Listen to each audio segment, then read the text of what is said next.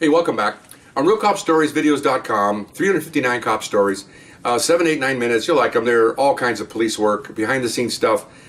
Guys putting police officers coming into the station, putting a pipe bomb on the watch commander's desk and asking the watch commander, "What is this?" Okay, well, okay, that was a good one. A lot of ice stuff, a lot of gross alerts. So enjoy them.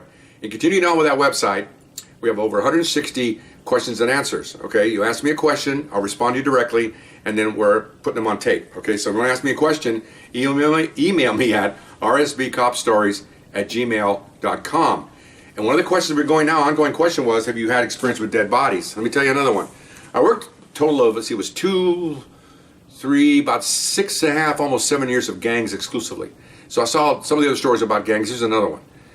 We have, in our division, we probably had like 30 gangs, okay, or maybe 40, okay. Some gangs are like 10 people, and other gangs are like 30 or 40. Some gangs just say a name only. Some gangs tattoo themselves out. Some gangs do a lot of violence. They retaliate against each other only because someone lives in a street and someone doesn't like that street, and I'm defending my street. Can you believe that? This is incredible. I mean, I'm still in awe about this. I was still in awe when I was working it. The guys are dying because you live on 4th Street, I live on 1st Street. What? It's 3 blocks away from each other. But that's the way it is. They I don't know what to call that. Loyalty to what? Anyway. And of course they go loyalty to their gang name. You know, they have a tattoo on their neck or whatever. Okay, I never understood that. So we roll one night. It was a gang shooting. And it was a drive-by, which means a car drove by with several guys in the car, and they sprayed this crowd of guys sitting at some party with 22 caliber bullets, the little suckers, you know, about the size of a, take the copper part of a pencil with a little brush on top, that big around, and about half as small, okay. Doctors, you know, side note here, doctors do not like those bullets, because when bullets hit your body and they hit bone, if you have a small caliber like a 22 or 32 auto, the bullet disintegrates, okay, because it's not it's just lead, okay, or copper.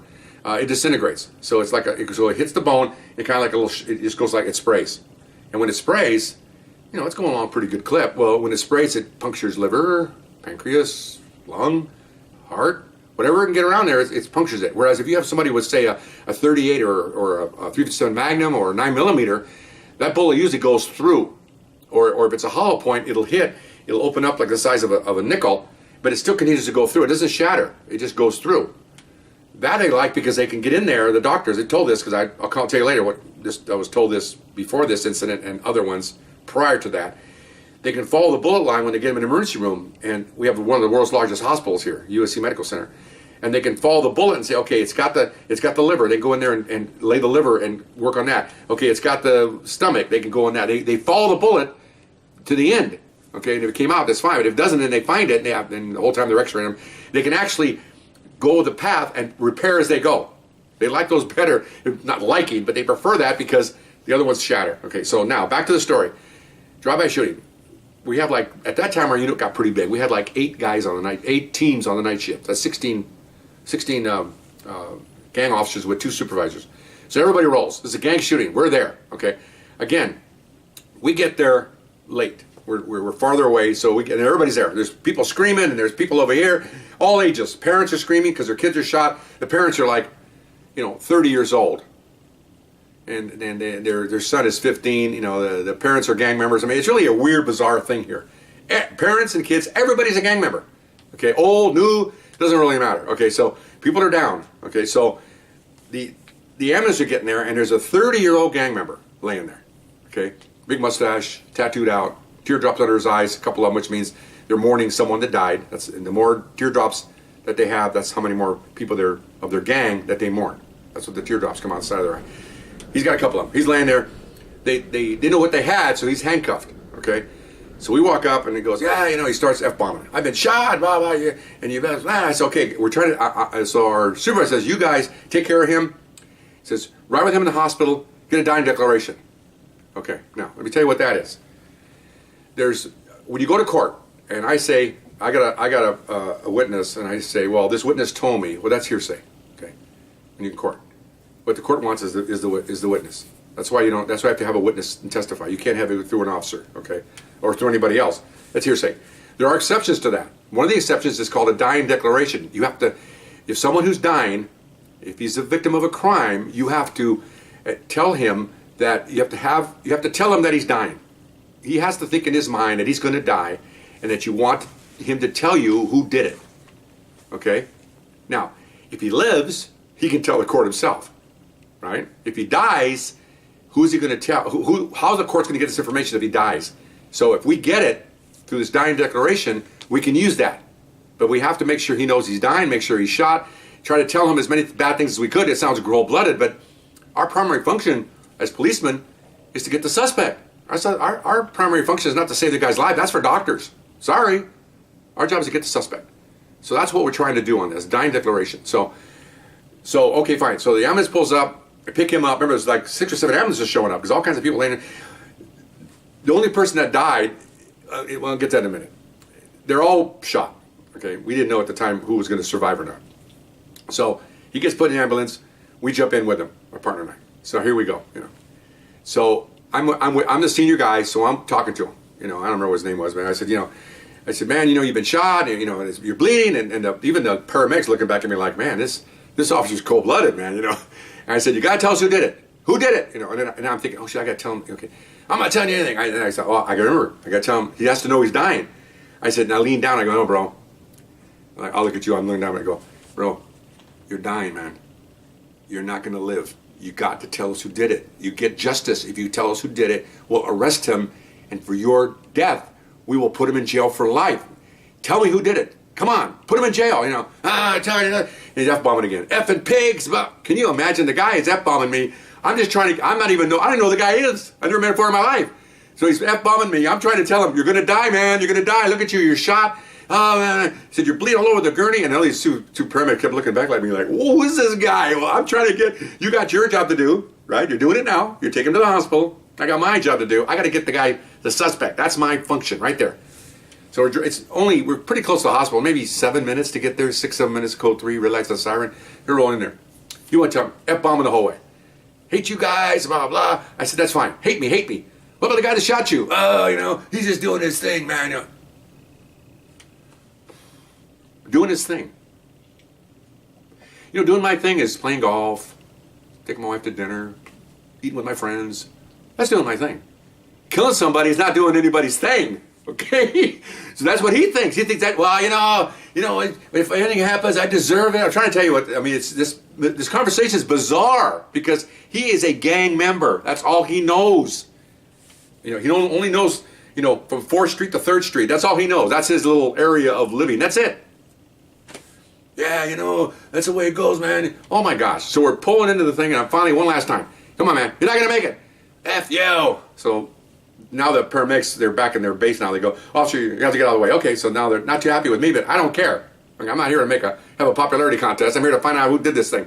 So they rolled him in. I'm right behind him. I got this form, man. I just need him to give me the name, and I'll try to have him sign it. Although most of the time they don't because they're dead. So I'm right behind him with his clipboard and roll him into the emergency room. This is a neat emergency room. Let me get on the side note. They have several of them because remember, this is one of the biggest hospitals on the West Coast. Maybe Frisco. That's about it. Bigger than everybody else. It's a U-shaped emergency room. They have like ICU rooms, boom, boom, boom, boom, all the way around.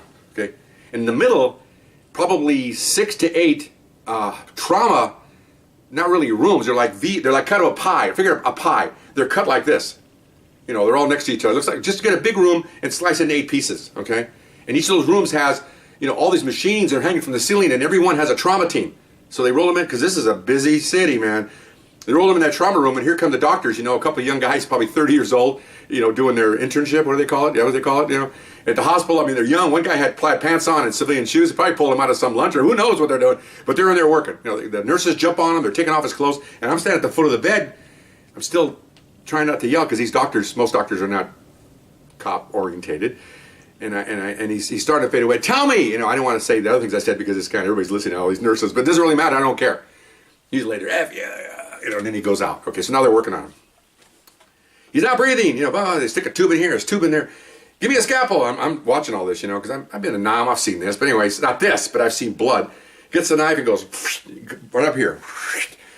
I don't know, not gallon, probably a quart of blood just flows out. Okay, here he goes. Because apparently the doctor told me he was drowning in his blood. The bullets are in there. Okay. So they got, the nurse comes over with a powerful light. He's down there with a magnifying glass looking. And the doctor says, looks like small caliber, small caliber. And the other one doctor says, okay. And the doctor's working on the other side. They got like 3 teams around one doctor, 3 teams around another. They got lights in here. They're just really going to work on this guy. I mean, this is what they do. Okay. And all of a sudden, you can tell who the lead doctor was. Because he leans over and he goes, no, can't do it. What's the time? I'm like, well, that was, talk about me being cold. What's the time? And I can still see the guy, the machine's on, and you see him kind of still moving. And he goes, no, can't do it. What's the time? So okay. As soon as he said that, it's like everybody just like there was like rag dolls. Everything went, whoop. They all stopped what they were doing. Okay, so they closed the sides, taped them up, and about that time, maybe 8, 12, 15 seconds went by, and then boop, flat line. I knew that sound. Okay, and then they started unplugging stuff, and that was it. They rolled him out, down over by the U, near another door, and blood trail, and then right behind him is these, they were surgeon assistants. Basically, they're janitorial services for the emergency room, because I had that title when I went undercover.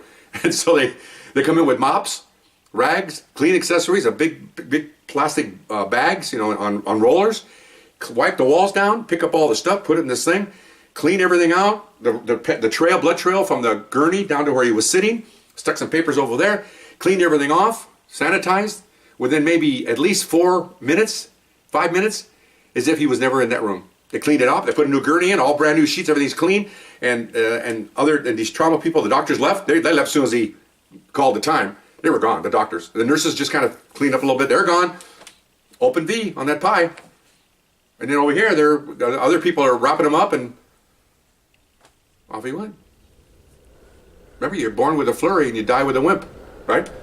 You were born with a slap on the butt and you cried out, and when you die, you just died. You're just very quiet. So, okay, so about that time my sergeant walks in, he sees us, hey, he comes over, did you get it? So I told him what I told you, and he goes, really? We're just like, even in his dying breath, he didn't want to dime off the guy that killed him, because he knew who killed him. They know. He didn't want to do it. Amazing. Amazing loyalty to strangers, and a loyalty to a similar person that has similar views. In other words, another gang member that shoots people. Somehow this guy and him have bonded. They're bonding, which is really, it's amazing. I'm a law and order person, and people out there, this is just really amazing. And what was amazing, the whole thing, from the time it started till they rolled him away, all this stuff. Again, I told you in my videos that I was a sponge when I came out of the academy, and every year I'm getting bigger and bigger. And this tonight was a huge infusion in my intelligent mode here, because I'm just watching all this going, wow.